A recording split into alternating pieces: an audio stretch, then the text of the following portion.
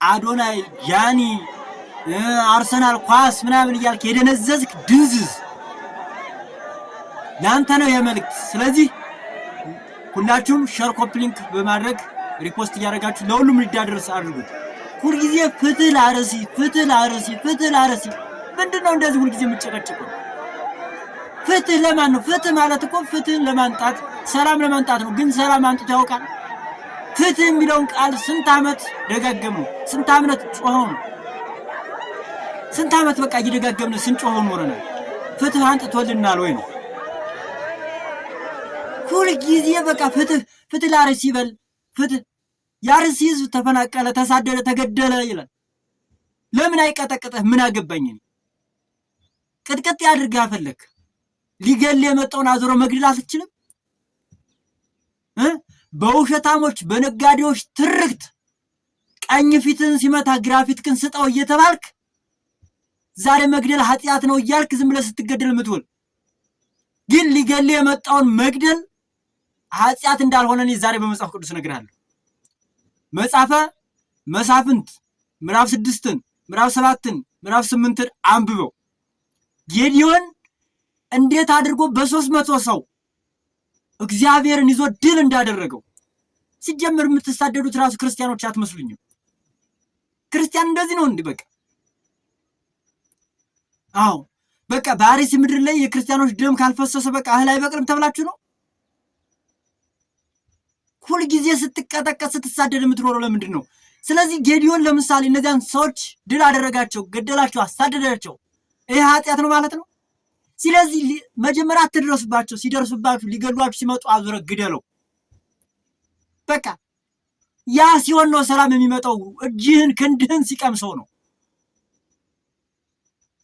ኃይልህን ሲያየው ያኔ ማንነትህን ሲያውቀው ያከብርሃል፣ ታከብረዋለህ።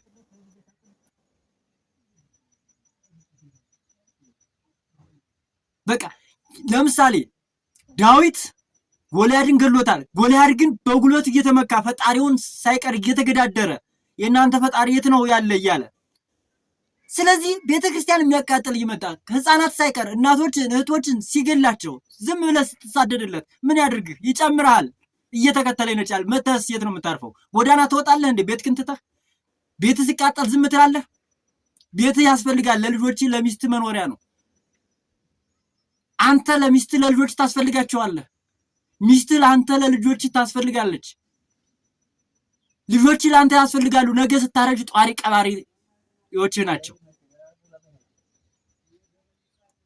ስለዚህ ዝም ካልክ ግን ህፃናት ሲሞቱ ጧሪ ቀባሪ እያጣህ እኮ ነው። አንተ ስትሞት ልጆች ያለ አሳዳጊ እየቀሩ እኮ ነው። ለምንድን ነው የምትሳደዱት?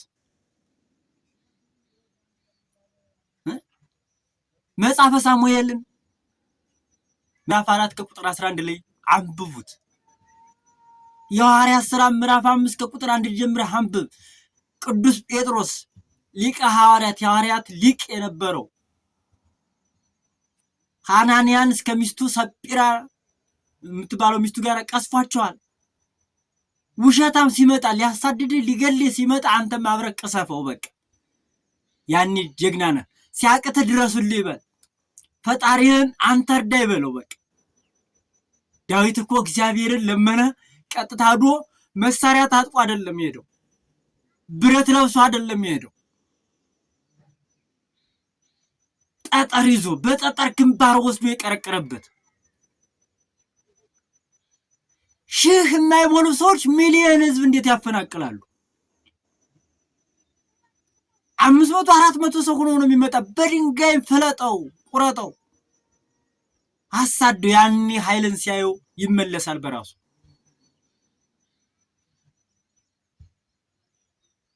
ታዲያኛ ክርስቲያንን የምንለው እንዴት ነው? በቃ ክርስቲያንን በቃ ባልሆነ ትርክት ተተርከን ክፉን በመልካም አሸንፉ በሚል እምነታችንን ቤተክርስቲያናችን እየተቃጠለ ክርስቲያኖች እየተገደሉ ዝም ምን ለመድሽ ነው? አባቶቻችን እኮ ከዚህም አይደለም ግብጽ ድረስ ሄደው እኮ ሰላምን አድርገዋታል። የኢትዮጵያ ነገስታት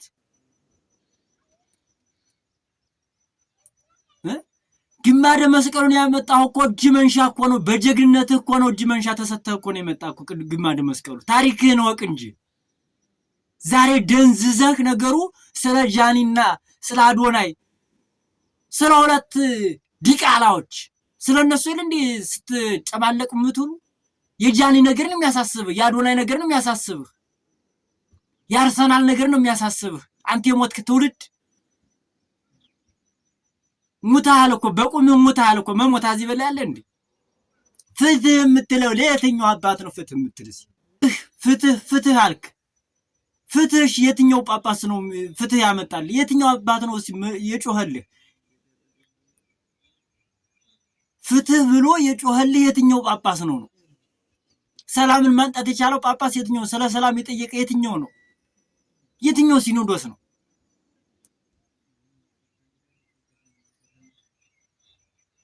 እኔ በጣም ይገርመኛል። በጣም ታሳዝናላችሁ። ይሄ ፎቅ እየሰሩ ጮማ እየበሉ ጠጅ እየቆረጡ እንዴት ከዚያ ኑሯቸው ወርደው ላንተ ድምፅ ሊሆኑ እንዴት ሊሰየፉልህ ይችላሉ? እነሱን እንዴት ታምናለህ? ፈጣሪህን እመን እንጂ።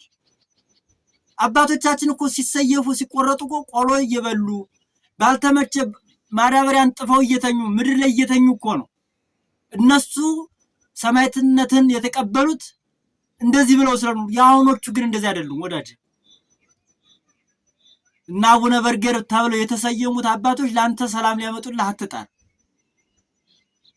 ሰላምን ከእግዚአብሔር ብቻ ነው መሻት ያለባችሁ። እግዚአብሔርን መጠየቅ ነው።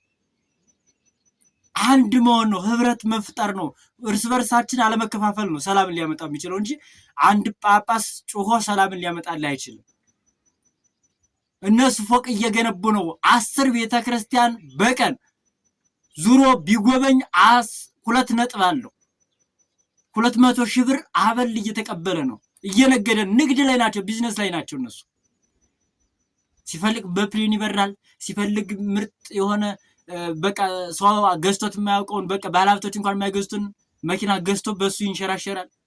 ይሄ ነው እንደ ጳጳስ ብለህ የምትለው? የሃይማኖት መሪ ብለህ የምታስበው? ፍትህ ለነሱ ነው የምትጮኸው? ወደ እግዚአብሔር መጮህ ካለብህ ወደ እግዚአብሔር ጩህ። ራስህን አስከብር፣ ክንድህን አበርታ። እግዚአብሔር አንተ ኃይል ሆነ ብለህ ጋሻ መከታ ሆነ ብለህ ራስህ መመለስ መገደብ ትችላለህ። ያለዚያ ግን ምን ጊዜም ቢሆን ከመፈናቀልና ከመሰደድ ወደ ኋላ አትልም። ተሳደ መተህ ጎዳና ላይ ለምን ትወድቃለህ? ሁልጊዜ በቃ ስለ አርሲ ሁልጊዜ እናንተን ግድያ በጀምላ ተቀብረህ ትዘልቀዋለህ። ስለዚህ እውነቱን መከተል ፈጣሪን መከተል የግድ ነው። ሰውን ስታከብረው ያከብራል፣ ሲገል ደግሞ አዙረህ ክንድህን አሳየው። ያለዚያ መፍትሄ ሊመጣልህ አይችልም። አንዱ እየሞተ በአንዱ ደም አንተ መኖር አትፈልግ። ስለዚህ መጀመሪያ አንተ ራዚዮ እየተፍጨረጨርክ እየታገልክ ኑ ተጨመሩልኝ፣ ኃይል ሁኑኝ፣ ፈጣሪ አግዘኝ ብትል ፈጣሪ የሚያግዛል።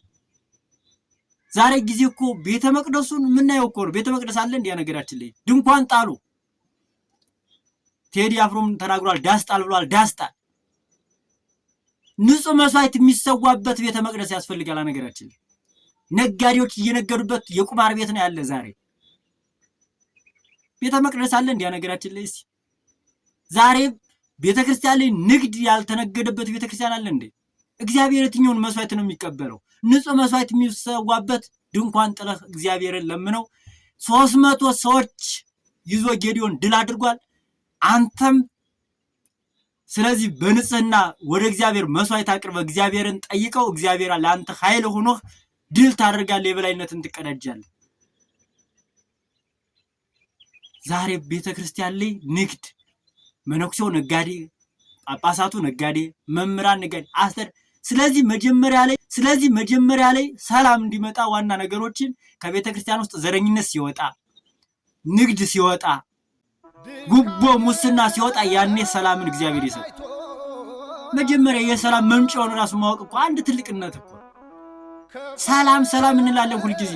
እንዴት ነው ሰላም ሊመጣ የሚችለው? መፍትሄውን ግን ማንጣት አልቻለም። መፍትሄው ዋና ቤተ መቅደሱ ይዝዳ። ቤተ መቅደሱ ድንጋይ የሚፈልጡት አባቶች ይግቡ። ነጋዴዎች ዛሬ በእውነት አንዱን ጳጳስ ሂድና ጩህልኝ ሄደህ አራያ ሆነኝ ሲተሰዋ ብትለው ቆቡን አውልቆ ሊጥልልህ ይችላል እንጂ ሄዶ የሚሰዋልህ አባት አታገኝም። እውነተኛ አባቶች ድንጋይ እየፈለጡ ነው ማሳየት ይችላል። አርማታ እያወኩት ያሉት አባቶች ይመለሱ። እነሱ ሲመለሱ በተማሩበት ትምህርት ሰላምን ያመጣሉ። ምክንያቱም ንጽህና ቅድስናን እግዚአብሔር ይመርጣል። የሚፈልገው እሱን ስለሆነ ነው። ስለዚህ ሁላችንም በሰፊው በሌላ ቪዲዮ እንገናኛለን። ዛሬ ግን ፍትህ ለአርሲ እያልክ ማትጮህ ላላችሁ ሰዎች ለዛሬው ይህንን ቪዲዮ ሼር፣ ኮፒ ሊንክ፣ ሪፖስት እያደረጋችሁ ለሁሉም አዳርሱት። አመሰግናለሁ።